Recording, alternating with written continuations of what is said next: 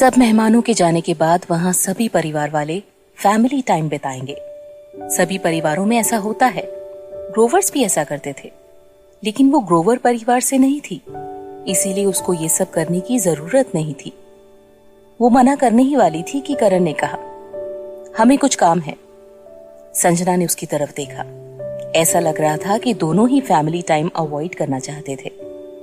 उसने पहले ही उसे डिनर के लिए फैमिली के साथ बिठा लिया, तो अब वो उसे फैमिली टाइम के लिए क्यों नहीं लेके जाना चाहता?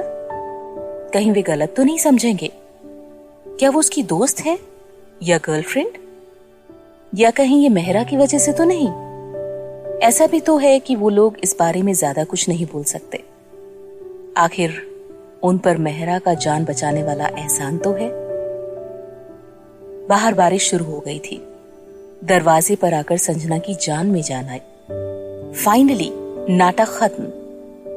करण ने उसे सवालिया नजरों से देखते हुए पूछा, तुम्हें क्या लगता है ये सब ऐसे ही खत्म हो जाएगा? संजना उसकी बात नहीं समझ पाई और बोली, क्या मतलब है तुम्हारा? अब तुम्हें ऐसे लोग बहुत मिलेंगे जो तुम्हें जानने के लिए बहुत उत्सुक होंगे। अगर तुम छिपना भी चाहो तो भी छिप नहीं पाओगी। और अब अगर कोई तुमसे हमारे रिश्ते के बारे में पूछेगा तो तुम कहोगी कि तुम मुझे जानती नहीं हो। तो क्या ये ठीक होगा? करण ने बहुत सीरियस होकर उससे पूछा। संजना के चेहरे का रंग उड़ गया था और उसे समझ नहीं आ रहा था कि वो क्या करे। ये सच में ठीक नहीं होगा, लेकिन ऐसे तो तुम्हारा मतलब है जब कुछ वक्त के बाद लोग इस बारे में भूल जाएंगे तो तुम बिना किसी के इमोशंस की परवाह किए कहीं भी जा सकती हो। वो हर बात बहुत सीरियस होकर कह रहा था। संजना बहुत मुश्किल में थी। उसका सर दर्द होने लगा था। वो लड़खड़ाती जबान में बोली, तुम्हारा मतलब है अगर मैं मुझसे पूछता है तो मुझे तुम्हारी गर्लफ्रेंड होने का नाटक जारी रखना होगा? उसे फिर से किसी की फेक गर्लफ्रेंड बनने का नाटक करना पड़ेगा।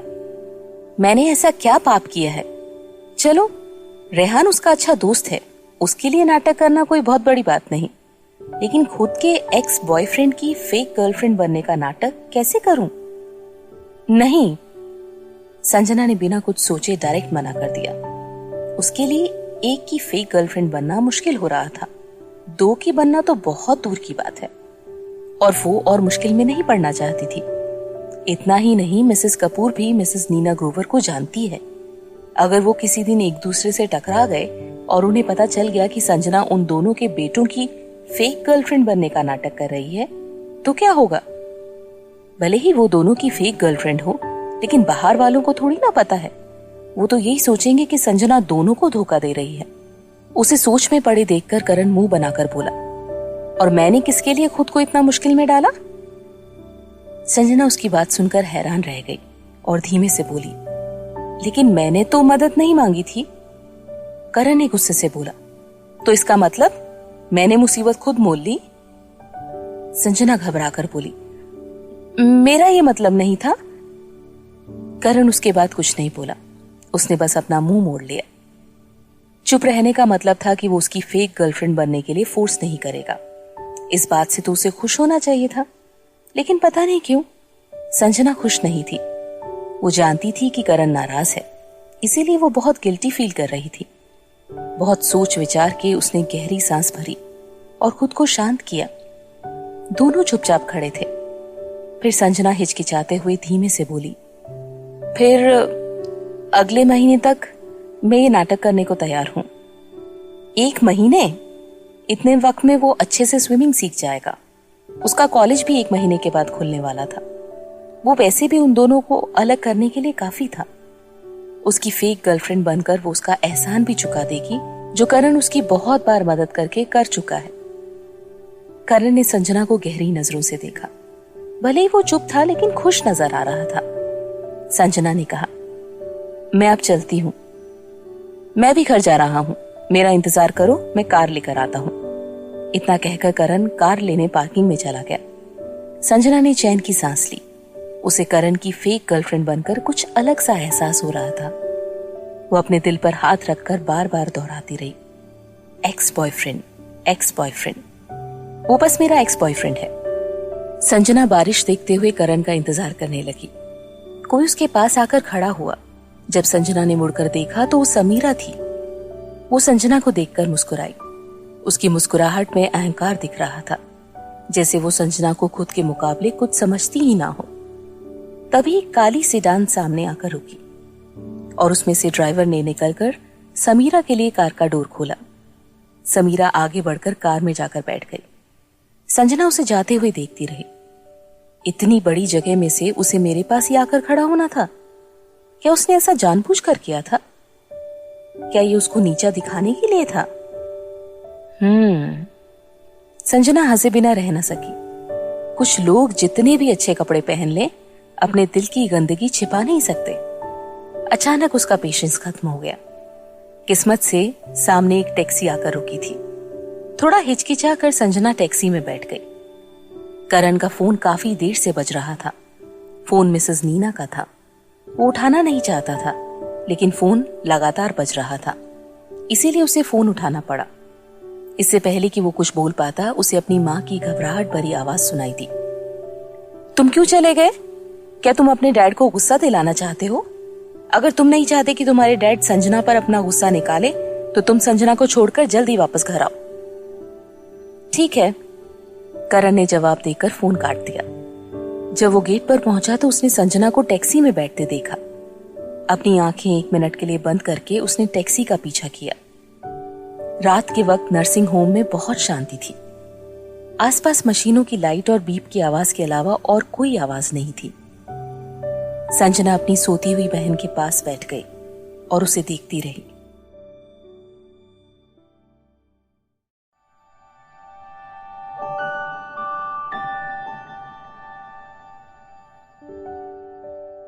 दीदी, काफी देर के बाद वो धीरे से बोली, 7 साल बीत गए। आप बहुत सो ली। आप कब होश में आओगी? डॉक्टर ने कहा कि आप जल्दी ठीक हो सकती हो, लेकिन आपको लड़ना होगा। आपको हर हाल में ठीक होना है। आप मुझे ऐसे अकेले नहीं छोड़ सकती। बोलते हुए संजना की आंखों में आंसू आ गए। उसने अपने इमोशंस को कंट्रोल करके धीरे से कहा, आज मैं बिल्कुल वैसे ही मजबूर थी जैसे उस दिन आप थी। कुछ देर रुककर वो आगे बोली, नहीं, जो मैंने आज फील किया वो शायद उसका 10% भी नहीं था जो आपने सहा था, लेकिन वो 10% मेरा दिल दुखाने के लिए काफी था। मैं कल्पना भी नहीं कर सकती थी कि उस दिन आप पर क्या बीती होगी। उसकी बहन बिल्कुल शांति से लेटी हुई थी, उसकी बात सुन रही थी। संजना ने आगे बढ़कर प्यार से अपनी बहन के चेहरे पर हाथ फेरा और कहा, आप तो उनकी क्लास में भी नहीं थी, ना आप लोग एक दूसरे को जानते थे, तो फिर उन्होंने आपके साथ ऐसा क्यों किया? सिर्फ इसलिए कि वो बहुत अमीर हैं? तो क्या वो किसी को भी नीचा दिखाएंगे? किसी की भी बेइज्जती करेंगे? मैंने कसम खाई थी कि मैं उनके साथ कुछ नहीं करूंगी, लेकिन भगवान देख रहा है, एक दिन उन्हें उनके किए की सजा जरूर मिलेगी। संजना ने अपनी बहन से बहुत सारी बातें की। अब तक बारिश भी रुक चुकी थी और ठंडी हवा चल रही थी। संजना का फोन बजा। रेहान का मैसेज था। वो पूछ रहा था कि वो बिना बताए चली क्यों गई। उसके और करण के बीच में क्या चल रहा है? क्या वो सच में उसका बॉयफ्रेंड है? और क्या वो करण की मंगेतर के बारे में जानती है? संजना सारी बातें मैसेज के जरिए नहीं समझाना चाहती थी, इसीलिए उसने बस इतना लिखा कि वो उसे मिलकर सब बताएगी। देर हो रही है, इसीलिए मैसेज का जवाब देने के बाद वो घर जाने के लिए निकली। जैसे ही वो उठने लगी, उसने देखा कि उसकी बहन की उंगली हल्की सी हिली। संजना हैरान रह गई। दीदी? उसकी बहन की उंगली हिली। उसका दिल जोर से धड़क रहा था। उसे अपनी आंखों पर विश्वास नहीं हो रहा था। इस बार वो अपने इमोशंस रोक नहीं पाई और चिल्लाते हुए दरवाजे की तरफ दौड़ी। Doctor, doctor! अचानक से पूरे कॉरिडोर की लाइटें जल उठी। सभी नर्स और डॉक्टर उसकी तरफ दौड़े। क्या हुआ मिस संजना? मेरी बहन ने अभी अपनी उंगली हिलाई। संजना खुशी से बोली। डॉक्टर वार्ड की तरफ दौड़े, लेकिन जांच करने के बाद उन्होंने निराशा से संजना की तरफ देखा और कहा, ये सिर्फ एक रिएक्शन था। मैं बस इतना कहूंगा कि आपकी बहन के ठीक होने के चांसेस हैं, लेकिन उन्हें थोड़ा वक्त लगेगा। संजना की खुशी मायूसी में बदल गई। वो उदास होकर बोली, ओह, तो क्या मुझे ऑपरेशन होने तक का इंतजार करना पड़ेगा? डॉक्टर ने हाँ में सिर हिलाया और उसे तसल्ली देते हुए कहा, चिंता मत करो मिस संजना, आखिर पेशेंट 7 सालों से कोमा में है। 3 महीने बाद इनका ऑपरेशन है। मुझे पूरा यकीन है उसके बाद आपकी बहन होश में आ जाएगी। Thank you doctor. डॉक्टर के जाने के बाद संजना वार्ड में थोड़ी देर और रुकी। कोई भी उसकी बहन को देखकर नहीं कह सकता था कि वो अपने स्कूल की जीनियस थी। रात में भले ही नर्सिंग होम में लोग कम थे, मगर बाहर बहुत सारी टैक्सी खड़ी हुई थी। बाहर बड़े से पेड़ के नीचे अपनी कार के सहारे एक लड़का खड़ा हुआ था। संजना को उसे देखकर बहुत आश्चर्य हुआ और वो उसके पास जाकर बोली, तुम यहाँ क्या कर रहे हो? ऐसा लग रहा था जैसे वो बहुत देर से उसका इंतजार कर रहा हो। करण ने कहा, मैंने तुम्हें टैक्सी में बैठते हुए देखा था, इसीलिए मैं तुम्हारे पीछे यहाँ आ गया। संजना ने उससे माफी मांगते हुए कहा, आई एम सॉरी, मुझे कुछ काम याद आ गया था। करण ने जवाब नहीं दिया, बस उसे चुपचाप देखता रहा। संजना को उसके एक्सप्रेशन समझ नहीं आए, लेकिन वो जानती थी कि उसके दिल में जरूर कोई बात है, बस वो समझ नहीं पा रही थी। ऐसा लग रहा था जैसे बारिश वापस शुरू होने वाली है। करण ने अपनी कार का दरवाजा खोला और कहा, बारिश होने वाली है, अंदर बैठो। इस बार संजना ने मना नहीं किया और चुपचाप कार में बैठ गई। करण ने संजना से नहीं पूछा कि वो नर्सिंग होम क्यों गई थी, और ना ही संजना ने उसे बताने की कोशिश की। वो बस खिड़की के बाहर देखती जा रही थी। वो किसी सोच में डूबी हुई थी। जब कार सोसाइटी में पहुंची तब उसने पूछा, हम पहुंच गए? करण ने जवाब नहीं दिया, बस कार का दरवाजा खोलकर बाहर निकल गया। संजना करण का एटीट्यूड देखकर हैरान थी। उसे लगा था कि करण उससे कुछ ना कुछ जरूर पूछेगा, लेकिन उसने कुछ नहीं पूछा, बल्कि उसे अपने नर्सिंग होम में होने की वजह जरूर बताई। जब वो लोग लिफ्ट में पहुंचे तो बटन प्रेस करते वक्त करण का हाथ संजना के हाथ से टच हुआ। करण ने कंफ्यूज होकर पूछा, तुम्हारा शरीर इतना गर्म क्यों है? सच में? संजना ने खुद का माथा छूकर देखा। उसे कुछ महसूस नहीं हुआ। वो बोली, मुझे नहीं लगता। करण ने उसका माथा छूकर कहा, तुम्हें बुखार है। बुखार? संजना दंग रह गई। उसे ऐसा कुछ नहीं लगा था, बस वो बहुत थकान महसूस कर रही थी और सोना चाहती थी, लेकिन इतनी सारी बातें उसके दिमाग में चलती रहती थी कि वो ठीक से सो भी नहीं पा रही थी। 11वें फ्लोर पर पहुंचकर लिफ्ट डोर खुला और संजना बाहर निकली। जब उसने अपने घर का दरवाजा खोला तो देखा करण उसके साथ खड़ा है। उसने मुड़कर पूछा, क्या कोई काम है? करण ने कोई जवाब नहीं दिया और दरवाजा खोलकर उसे लेकर घर के अंदर घुस गया। करण ने संजना को सोफे पर बिठाकर पूछा, बुखार की दवा कहाँ है? मैं लाकर देता हूं। संजना को इसकी आदत नहीं थी। वो सोफे से उठते हुए बोली, मैं अपने आप ले लूंगी। लेकिन उसके उठते ही करण ने वापस उसे खींचकर बैठा दिया। कुछ लोगों को कई बार कुछ कहने की जरूरत नहीं होती है, सिर्फ उनका एक्शन ही काफी होता है। इस वक्त करण को देखकर ऐसा ही फील हो रहा था। संजना ने अपने सामने टीवी के पास रखी अलमारी की तरफ इशारा करते हुए कहा, उसमें होना चाहिए। करण ने उसमें से बुखार की दवा निकाली और उसे टेबल पर रखकर पानी लेने चला गया। इस बार संजना ने बिना कुछ कहे चुपचाप दवा ले ली। उसे लगा था कि करण उसके दवा खाने के बाद वहां से चला जाएगा, लेकिन वो उस अलमारी में कुछ ढूंढ रहा था। उसने पूछा, थर्मामीटर कहाँ है?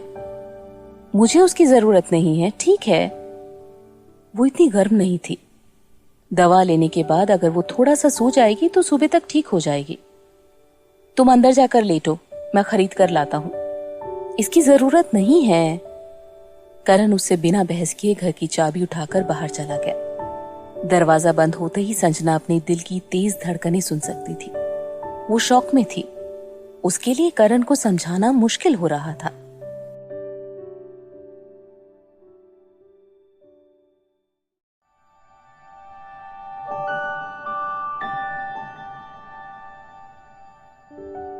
जब तक करण वापस आया, संजना बेड पर लेटकर आराम कर रही थी। उसे देखकर लग रहा था कि वो सो चुकी है। उसके बेड के किनारे पर करण ने पट्टी गीली करके उसके माथे पर रखी। ठंडी पट्टी रखने से संजना को बहुत आराम मिल रहा था। करण को याद है, जब वो दोनों साथ थे तो एक बार संजना को बुखार और जुकाम दोनों हो गया था। उस वक्त उसे एक कंपटीशन में भाग लेना था। उसके लाख कोशिशों के बावजूद भी संजना ने दवा खाने से मना कर दिया था। उसे डर था कि कहीं वो ड्रग टेस्ट में फेल ना हो जाए। उस टाइम वो बहुत नाराज हो गया था और संजना उसके गले में बाहें डालकर बच्चों की तरह उसे मना कर रही थी। उसने कहा था, मुझे किस करो। मैंने सुना है कि किस करने से बुखार और जुकाम दोनों ठीक हो जाते हैं। ये बात उसने बहुत खुश होकर कही थी और करण उसे किस करने से खुद को रोक नहीं पाया था। किस बहुत पैशनेट और इंटेंस था। सचमुच संजना तो ठीक हो गई थी, लेकिन उसके बाद वो बीमार पड़ गया था। पास्ट की बातें सोचकर करण संजना की तरफ झुका। वो इस बार उसे किस करने से हिचकिचा रहा था। अचानक उसे कुछ याद आया और वो रुक गया और संजना से दूर हो गया। फिर उसने संजना को कंबल उड़ा दिया। इसके बाद उसने हल्के से संजना के होठों पर किस किया। उसके छूते ही संजना नींद में से कांप उठी। थोड़ी देर तक उसे देखते रहने के बाद वो उठा और कमरे से बाहर चला गया। दरवाजा बंद होने की आवाज आते ही संजना ने अपनी आंखें खोली। दरवाजे की तरफ देखते हुए संजना धीरे से बोली, तुमने तो पहले ही हार मान ली। एक बार फिर उसका सिर दुखने लगा। संजना ने वापस अपनी आंखें बंद कर ली। वो इस बारे में अभी कुछ नहीं सोचना चाहती थी। वो बहुत थकी हुई थी। अगले दिन संजना जब उठी, दोपहर हो चुकी थी। आज का मौसम भी साफ था। उसका बुखार उतर चुका था और वो काफी फ्रेश महसूस कर रही थी। लंच करने के बाद वो ट्रेनिंग के लिए क्लब पहुंची, लेकिन आज उसने प्रैक्टिस थोड़ा कम की और जल्दी घर जाने के लिए निकल गई। कल करण उसे जिस तरह से अपने साथ डिनर हॉल में लेकर गया था, संजना जानती थी कि रोशनी उससे इस बारे में बात करने के लिए जरूर आएगी, लेकिन उसे ये अंदाजा नहीं था कि इतनी जल्दी आएगी। अभी एक दिन भी पूरा नहीं बीता था और वो उसके क्लब के बाहर उसका रास्ता रोककर खड़ी थी। संजना ने उसे देखकर मुंह बनाया। रोशनी को ये देखकर और गुस्सा आ रहा था कि संजना को उसे पार्टी में नीचा दिखाकर कोई पछतावा नहीं हो रहा है। ऊपर से उसको देखकर मुंह बना रही थी। लेकिन फिर उसने अपने यहाँ आने के मकसद के बारे में सोचा और नकली मुस्कुराहट के साथ बोली, क्या तुम फ्री हो? मुझे कुछ बात करनी है। संजना ने सीधे मना कर दिया, नहीं, मैं फ्री नहीं हूं। उनमें से एक मंगेतर थी और दूसरी गर्लफ्रेंड। दोनों एक दूसरे के दुश्मन थे। फिर किस बारे में बात करते? रोशनी ने एक बार फिर कहा, पास ही में एक कैफे है, यहाँ का सबसे अच्छा कैफे। उसने पहले सच में काफी जल्दबाजी कर दी थी। पहले क्योंकि करण उसे इग्नोर कर रहा था, दूसरा वो श्योर नहीं थी कि उसकी जिंदगी में कोई दूसरी लड़की थी या नहीं, या वो कौन सी लड़की थी, क्योंकि उसे नहीं पता था कि उसका मुकाबला किसके साथ है। उसने बिना सोचे समझे काम किया था। लेकिन अब बात अलग थी। वो अपने दुश्मन को जानती थी और उसको रास्ते से हटाना था। बस यही सोचकर वो बहुत शांत थी। संजना ने रोशनी को बेपरवाही से देखा। इस लड़की के दिल में उसके लिए हद से ज्यादा नफरत है, लेकिन ऊपर से खुश होने की एक्टिंग कर रही है। वैसे संजना ने रियलाइज कर लिया था कि हर बार मना करने का कोई फायदा नहीं। रोशनी उसका पीछा आसानी से नहीं छोड़ने वाली थी। अगर ऐसी बात है तो फिर वो बात जरूर करेगी। कैफे पहुंचकर वो प्राइवेट रूम में जाकर बैठ गए। संजना और रोशनी के सामने बैठकर चुपचाप अपनी चाय पीती रही। थोड़ी देर चुप रहने के बाद रोशनी ने संजना को देखते हुए कहा, मुझे लगता है मैं सीधे मुद्दे की बात करूंगी। इतना कहकर उसने अपने बैग से लिफाफा निकाला और संजना की तरफ बढ़ा दिया। लिफाफा देखकर संजना बहुत कंफ्यूज हुई। रोशनी ने मुस्कुराकर कहा, एक बार खोलकर देखो, सब पता चल जाएगा। संजना ने कुछ देर सोचा, फिर लिफाफा ले लिया। उसमें बहुत सारे नोट थे। संजना दंग थी। थोड़ी देर तक उसने कुछ भी रिएक्ट नहीं किया। वो उसे इतने पैसे क्यों दे रही है? लेकिन धीरे धीरे उसे समझ आने लगा था कि बात क्या है। क्या रोशनी उसे पैसे देकर करण से दूर करना चाहती है? लेकिन टीवी सीरियल और फिल्मों में तो वो लोग चेक या क्रेडिट कार्ड देते हैं, है ना? कैश तो सिर्फ ब्रीफकेस में लाते हैं। शायद वो बाद में ब्रीफकेस भी निकाले। इस लिफाफे में 1 लाख रुपए कैश थे। क्या करण की बस इतनी कीमत है? थोड़ी देर दंग रहने के बाद संजना अपनी हंसी रोक ना सकी। वो तो अच्छा था कि उसे जल्दी इस बात का एहसास हो गया था कि उसे ऐसी सिचुएशन में हंसना नहीं चाहिए। भले ही पैसे इतने ज्यादा नहीं थे, फिर भी रोशनी पैसे देकर उसे नीचा दिखाने की कोशिश कर रही थी। ऐसे में तो उसे गुस्सा दिखाते हुए पैसे से भरा लिफाफा रोशनी के मुंह पर फेंकना चाहिए था और कहना चाहिए था कि तुम अपने आप को समझती क्या हो? तुम्हें क्या लगता है अमीर हो तो क्या पैसे देकर मेरा प्यार खरीद सकती हो? लेकिन संजना को लगा ऐसा करना बेवकूफी होगा। संजना ने पैसे अपने हाथ में लेकर उन्हें देखते हुए कहा, बस इतना ही? हर महीने करण जो मुझे खर्चे के पैसे देता है वो भी इससे कहीं ज्यादा होंगे। कहीं तुम्हें ये तो नहीं लगता कि करण की बस इतनी कीमत है? रोशनी को लगा था कि संजना उस पर चिल्लाएगी, इसीलिए उसने अपना तुर्क का इक्का अभी निकाला नहीं था। इसीलिए उसने ये नहीं सोचा था कि ये स्विमिंग कोच उससे सौदा करेगी। वो यही तो चाहती थी। रोशनी खुश थी। वो बोली, 10 लाख। आज के बाद उसके सामने मत आना और ऐसा कुछ करना कि करण तुमसे नफरत करने लगे। संजना ने आश्चर्य से पूछा, 10 लाख? मिस रोशनी, आपका दिल तो सचमुच बहुत बड़ा है।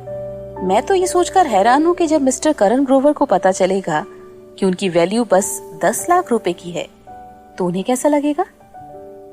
रोशनी जोर से हंसकर बोली, तुम्हें कितने पैसे चाहिए? संजना ने कुछ सोचकर कहा, 25 लाख।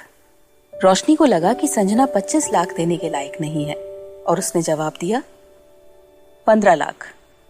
संजना ने उसे टेढ़ी नजरों से देखकर कहा, 50 लाख। रोशनी ने सोचा नहीं था कि संजना इतना ज्यादा डिमांड करेगी। रोशनी ने कहा, ठीक है, 50 लाख। संजना ने फिर कहा, 55 लाख। रोशनी ने गुस्से में कहा, 50 लाख बस।